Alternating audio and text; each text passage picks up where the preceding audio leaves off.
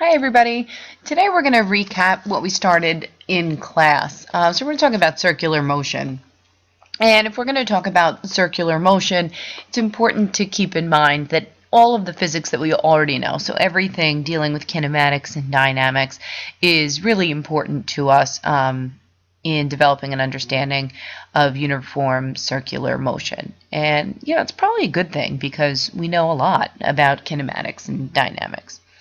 So to get us started here, let's think about some object moving in a circle. And let's imagine that this object has a constant speed. So when you hear the term uniform circular motion, what that means is that an object moving in a circle at a constant speed. And if we imagine a case like this, my question for you today would be, is there any acceleration? Well, let's think about this. We know that acceleration is delta v over delta t. So if we have some object moving at constant speed in a circle, we know that it's changing position, and we can analyze different positions in this uniform circular motion. So for example, at this instant, the velocity can be represented by a vector. Here, I'll call this v1. And at this instant, the velocity can be represented by a velocity vector, which I'm going to make the same length as I made the first one. But we can see that the direction of that vector is different. And I can really choose any point in this path here and represent the instantaneous velocity at that position in time. So when we talk about uniform circular motion, we can have this constant speed, length of these velocities are the same, but the direction component of each velocity is different. So when we think about acceleration, it's a change in velocity over a change in time. And even though the magnitude of the velocities has not changed, the direction of each velocity has changed. So, yes.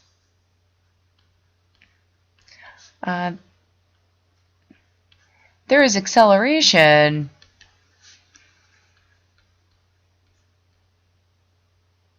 because there is a change in velocity.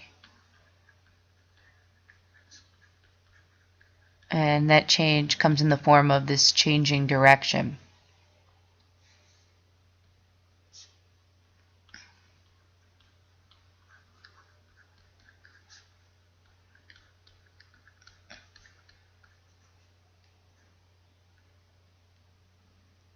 So its velocity changes, therefore the object is accelerating. What I want to take a look at now is I want us to start to think about, and this is kind of some of the ideas that we developed today in class. I want to develop this quantitative concept of the acceleration of an object that's moving in a circle. So if we can, again, consider an object moving in a circle. And what we want to do is think about 2 points on the circle that are not too far away in terms of time. So if I want to think about, call this point 1 here. And at point 1 is the center of the circle. We can represent the radius here. So I'm just going to label this R. And I don't want to go too far away from my circle. So I have this labeled R. And right here I'm going to talk about the velocity at this point. And so the velocity vector, again, is going to be tangent to the circle. Okay, I'll call this V1. The next thing I want to do is I want to think about a second point on the circle, not too far away from my original point here. It's not really that clean. Sorry, I'm still getting used to this new tablet I got for Christmas.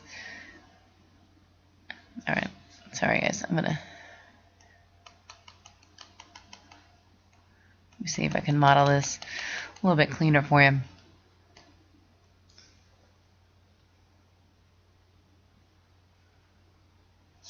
I'm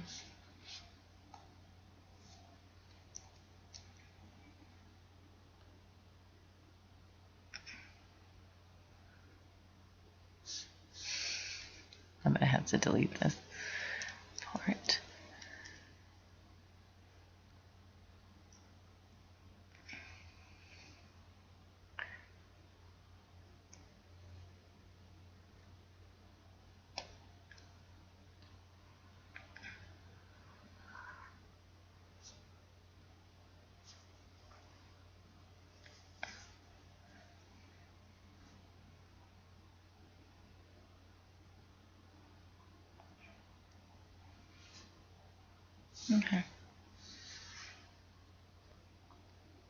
Okay, so I have a good circle here for you, finally. And what I'm really interested in doing is finding 2 points in this circle so that we can analyze how velocity changes in some type of quantitative way. Okay, and I think that we can use a familiar form in which to do that. We can look at the velocity vectors. So this R here is going to stand for the radius of the circle. And so from the center to here, all right. And what I really want to do is choose 2 points. Okay, and again, this radius here, this length, and this length would be the same number. Okay, the radius of the circle is going to be the same. And I really want to analyze the velocities at these 2 points. So we know that the velocity is going to be tangent to the circle. So at this point, we can represent that vector here, v1. And right over here, we can represent that vector here. And notice they're about the same length here because we have uniform circular motion. We're talking about an object that's going at a constant speed, but there is a velocity change because moving in a circle requires a change in direction. So what I want to look at next, we have this this problem set up. We want to take a look at this change in velocity. So what happens between v1 and v2 in this time interval? Well, one of the things that we know that is interesting is that this, okay, this right here represents the distance traveled in this time interval, right? So this little purple segment here represents the distance traveled. When I take a look at this velocity 1 vector and velocity 2 vector, I know that I'm actually able to find delta v if I want to. Delta v would be v final minus v initial. So in this case, that's v2 minus v1. Now, we're very used to adding vectors, right? I mean, we add force vectors all the time. If we wanted to add v2 plus v1, that would be a pretty easy task for us, right? I mean, we would take the head of this vector, right, and the tail of this vector, and we could line them up and we would add them. But in this case, what we're doing is we're trying to subtract vectors. And when we subtract vectors, what that really means in terms of these actual arrows here is taking v2 and adding it to the opposite, right, of v1. So again, taking v2, I'm just going to sketch my v2 down here. And really what I want to do is take this v1, right, and I'm looking to take the opposite direction, V1. And if I want to find delta V, my delta V is here. This is my delta V.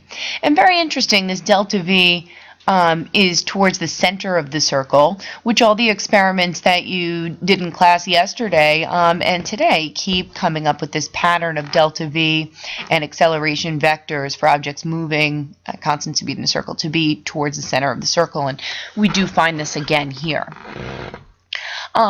What's interesting is that when you look at this radius distance traveled triangle, we know, for example, that two of the legs of this triangle, this R and this R here, are equal lengths. And we also know that if this object moves at a constant speed in a circle, that this V1 and this V2 are equal lengths. So what we're dealing with here are two isosceles triangles.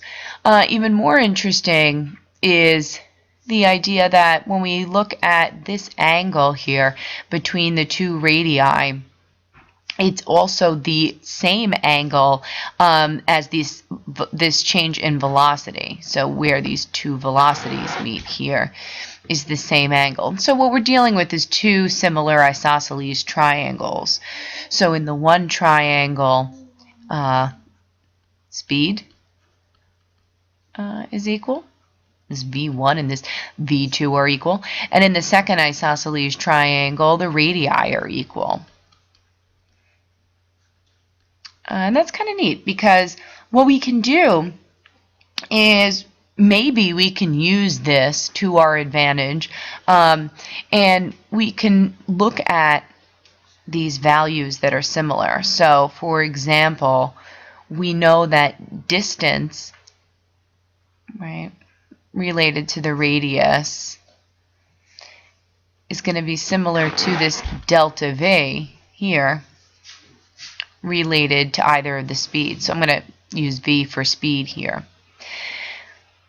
And I can, basically come up with an expression for delta V based off of this relationship, right? I know that delta V here is distance times speed all over the radius.